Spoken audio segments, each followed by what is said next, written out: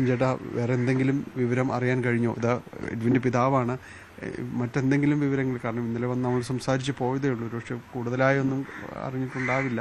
എങ്കിലും വേറെ എന്തെങ്കിലും കമ്പനിയുടെ ഭാഗത്തു നിന്ന് എങ്ങനെയാണ് അവരെ അറിയിക്കുന്ന രീതിയെല്ലാം എങ്ങനെയാണ്? അവർ പറയുന്നത് നടപടിക്രമങ്ങൾ പുരോഗമിക്കുകയാണെന്നാണ് പറയുന്നത്. കഴിഞ്ഞ ഒക്ടോബർ 12-ാം തീയതിയാണ് എൻ്റെ മകന് ഈ ആപത്ത് സംഭവിച്ചത്, അപകടത്തിൽപ്പെടുന്നത്. ഇതുവരെ ഒരു 20 ദിവസത്തോളമായി തുടർ നടപടികൾ ആരംഭിച്ചെങ്കിലും അതൊരു അന്ത്യ നിമിഷത്തിലേക്ക് എത്തിയിട്ടില്ല. അപ്പോൾ അത് എത്രയും പെട്ടെന്ന് എൻ്റെ മകൻ്റെ ബോഡി ഇത് നാട്ടിലെത്തിക്കണമെന്നുള്ള ഒരു അപേക്ഷയാണ് എനിക്കുള്ളത്. അപ്പോൾ എല്ലാവരും, രാഷ്ട്രീയം മറന്നെല്ലാവരും ഇതിൽ പങ്കുചേർന്നുകൊണ്ട് എൻ്റെ മകൻ്റെ ശരീരം എത്രയും പെട്ടെന്ന് നാട്ടിലേക്ക് എത്തിക്കുവാനുള്ള ഒരു സന്മനസ് കാണിക്കണം. യൂസഫ് അലി സാറിനോടും ഞാൻ അഭ്യർത്ഥിക്കുകയാണ്. നിർധനരുടെ കണ്ണീരൊപ്പം യൂസഫ് അലി സാറ് ഈ ബോഡി എത്തിക്കുന്നതിന് വേണ്ടിയുള്ള ഒരു നടപടികളിലേക്ക് നടക്കണം എന്നതോടെയാണ് ഞാൻ എൻ്റെ നിശ്ചയമായി ഞാൻ അഭ്യർത്ഥിക്കുകയാണ്. കമ്പനിയിൽ നിന്ന് എന്തെങ്കിലും വിവരങ്ങൾ അവരെങ്ങനെയാണ് അവരെ അറിയിക്കുന്ന രീതി? എങ്ങനെ നമുക്ക് അങ്ങോട്ട് വിളിക്കാനുള്ള സംവിധാനമോ അങ്ങനെ എന്തെങ്കിലുമൊക്കെ ഉണ്ടോ? അവർ അരുണെന്ന് പറഞ്ഞ ക്രൂ മാനേജറായിട്ടാണ് നമ്മളിപ്പോൾ സംസാരിക്കുന്നത്. അത് നമുക്ക് രക്തബന്ധമുള്ളവർ മാത്രം വിളിച്ചാൽ മതി എന്നാണ് പറഞ്ഞേക്കുന്നത്, അന്യരാരും വിളിക്കേണ്ട. അപ്പോൾ ഞാൻ ചേട്ടൻ്റെ മകനാണിപ്പോൾ കൂടുതലായിട്ട് വിളിച്ചുകൊണ്ടിരിക്കുന്നത്. പുള്ളി എല്ലാ കാര്യങ്ങളും അന്വേഷിക്കൊണ്ട് അരുൺ ഇന്നലെയും വിളിച്ചിട്ടുണ്ടായി. ഏതാണ്ട് 80% കാര്യങ്ങളിലേക്ക് കടന്നിട്ടുണ്ട്. താമസിയാതെ ബോഡി നാട്ടിലെത്തിക്കാനുള്ള എല്ലാ നടപടികളും ഉണ്ടാകുമെന്നാണ് നമ്മളോട് പറയുന്നത്. ഇപ്പോൾ ഏതാണ്ട് 20 ദിവസത്തോളം കഴിഞ്ഞിരിക്കുകയാണ്. ഇത്രയും ദിവസം പ്രതീക്ഷിച്ചില്ല. കാര്യം മാതാപിതാക്കളെ ഞങ്ങൾക്ക് വളരെയധികം ദുഃഖമുണ്ട്. അമ്മയാണെങ്കിൽ കിടന്ന കിടപ്പിൽ തന്നെയാണ്. അതുകൊണ്ട് എത്രയും പെട്ടെന്ന് ബോഡി എത്തിക്കാനുള്ള ഒരു സന്മനസ് കാണിക്കണം. എൻ്റെ മകൻ വിവാഹം കഴിച്ചിരിക്കുന്നത് ഇടുക്കിയിൽ നിന്നാണ് വിവാഹം കഴിച്ചിരിക്കുന്നത്. ഏതാണ്ട് 4 മാസത്തോളമായിട്ടുള്ള വിവാഹം കഴിഞ്ഞിട്ട് 1 മാസത്തോളം മാത്രമേ കുടുംബജീവിതം നയിച്ചിട്ടുള്ളൂ. അവരുടെ മാതാപിതാക്കളും ബന്ധുക്കളും ഏത് സമയം ഇവിടെ ഉണ്ട്. മാതാപിതാക്കൾ സ്ഥിരമായിട്ട് നമ്മുടെ വീട്ടിൽ നിന്നുകൊണ്ട് ഈ കാര്യങ്ങൾക്ക് വേണ്ടിയിട്ട് ശ്രമിക്കുകയാണ്. ഈ ഏതെങ്കിലും ജനപ്രതിനിധി MP MLA-മാരൊക്കെ ഇതിൽ ഇടപെട്ടിരുന്നു എന്നാണല്ലോ തുടക്കത്തിൽ പറഞ്ഞിരുന്നത്. ഇപ്പോഴും അത്തരം കാര്യങ്ങളെല്ലാം നടത്തിക്കൊണ്ട് പോകുന്നുണ്ട് അവർ. സുരേഷ് ഗോപി സാറ് ഇതിനുമായിട്ട് ബന്ധപ്പെട്ട് നിരവധി കാര്യങ്ങൾ ചെയ്തിട്ടുണ്ട്.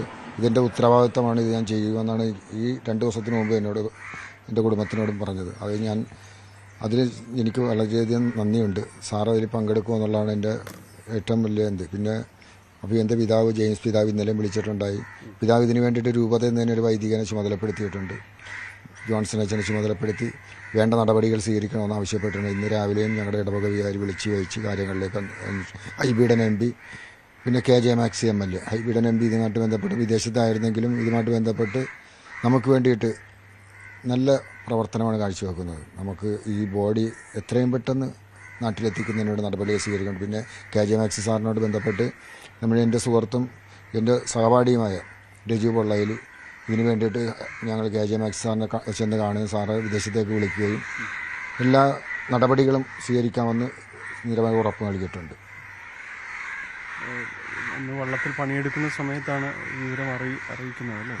ഞാൻ വള്ളത്തിൽ പണിയെടുക്കുന്ന സമയത്തല്ല, കഴിഞ്ഞ 12-ാം തീയതി ഞായറാഴ്ച കഴിഞ്ഞ മാസം 12-ാം തീയതി ഞാനൊരു ഗ്രൂപ്പ് മീറ്റിങ്ങിൽ പങ്കെടുത്തുകൊണ്ടിരിക്കുന്ന സമയത്താണ് ഒരു ഫോൺ കോൾ എനിക്ക് വന്നത്. അത് മകൻ പോകുന്ന കമ്പനി ഗ്ലാൻസ് വൺ എന്ന് പറയുന്ന ബോംബെ കമ്പനിയിൽ നിന്നാണ് ഫോൺ കോൾ ഒരു മാഡം വിളിച്ച് പറയുന്നത് മകൻ ആക്സിഡൻറ്റിൽ പെട്ട്. അത് മാത്രമേ ഞാൻ കേട്ടുള്ളൂ. പിന്നെ ഇവിടെ വന്ന് എൻ്റെ മകനുമായിട്ട് ബന്ധപ്പെട്ട് ഞാൻ ഇളയവനുമായിട്ട് ഈ കാര്യങ്ങൾ സംസാരിച്ച് അവൻ ഫോൺ ചെയ്ത് ചോദിച്ച് എന്താണ് സംഭവിച്ചതെന്ന് ചോദിച്ചപ്പോൾ മകൻ മരിച്ചുപോയി എന്നാണ് പറഞ്ഞത്. അത് ഞങ്ങളെ വളരെയധികം തളർത്തിക്കളഞ്ഞു. ഞങ്ങൾക്ക് താങ്ങും തണലുമായിട്ട് ചെയ്യുന്നൊരു മകനാണ് ഞങ്ങൾക്ക് നഷ്ടപ്പെട്ടത്. ഞാനൊരു പാവപ്പെട്ട മത്സ്യത്തൊഴിലാളിയാണ്. 2021 ആൻജിയോപ്ലാസ്റ്റി സർജറിക്ക് വിധേയനായ ഒരു വ്യക്തിയാണ്.